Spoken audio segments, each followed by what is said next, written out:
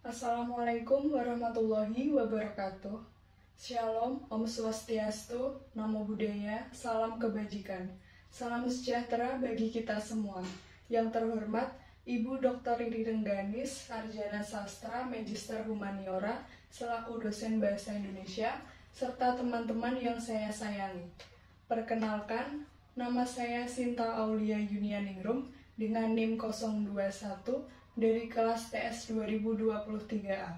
Izinkan saya memenuhi tugas Bahasa Indonesia dengan menyampaikan gagasan saya dengan tema Saya Muda dan Bangga Berbahasa Indonesia. Sebentar lagi kita akan menyambut Hari Sumpah Pemuda yang akan jatuh pada tanggal 28 Oktober. Sebelum masuk ke topik pembicaraan, saya akan menyebutkan isi Sumpah Pemuda. Sumpah Pemuda.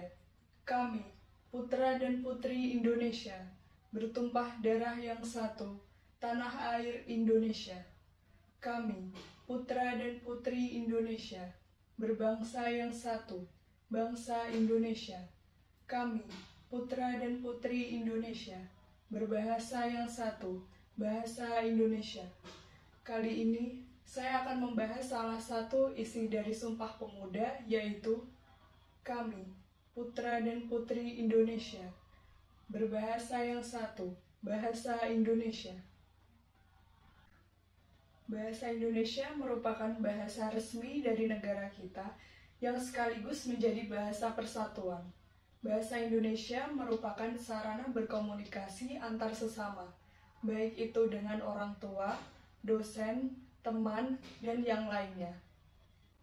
Adapun fungsi dari bahasa Indonesia yaitu, seperti yang sudah saya katakan tadi, bahasa Indonesia sebagai alat komunikasi antar sesama, baik itu secara langsung maupun tidak langsung. Secara langsung dapat kita lakukan saat bertemu atau bertatap muka, sedangkan secara tidak langsung dapat kita lakukan di media sosial seperti melalui chatting dan telepon. Lalu, bahasa Indonesia sebagai alat ekspresi diri. Misalkan, kita ingin menulis sebuah buku. Sebuah buku itu menceritakan tentang seseorang yang jatuh cinta. Hal tersebut mencerminkan bahwa seorang penulis sedang merasakan kegembiraan, kesenangan, dan kebahagiaan. Begitu pula sebaliknya. Jika buku tersebut menceritakan tentang seseorang yang putus cinta, hal tersebut mencerminkan bahwa penulis sedang merasakan kesedihan.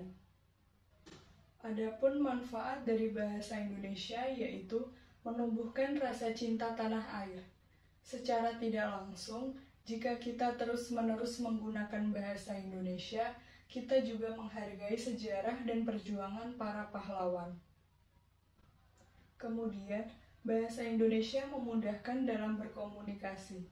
Seperti yang kita ketahui, bahwa Indonesia memiliki banyak sekali aneka ragam suku, budaya, dan bahasa.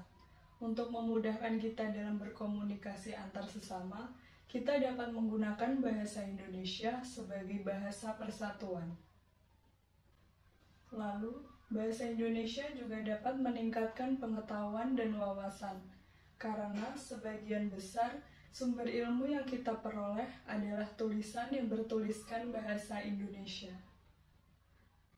Sebagai generasi muda, kita patut bangga berbahasa Indonesia, karena bahasa Indonesia merupakan identitas bangsa. Bahasa Indonesia telah memperkokoh persatuan dan kesatuan Indonesia. Hal tersebut sesuai dengan salah satu isi butir Sumpah Pemuda, yaitu kami, putra dan putri Indonesia, berbahasa yang satu, bahasa Indonesia.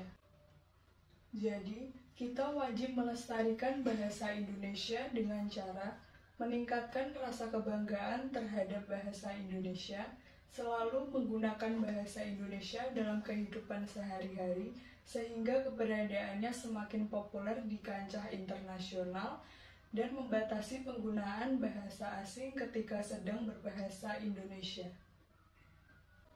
Karena jika kita tidak melestarikan bahasa Indonesia, maka eksistensi bahasa Indonesia akan semakin berkurang dan jati diri Indonesia akan hilang. Baik, itu saja yang dapat saya sampaikan.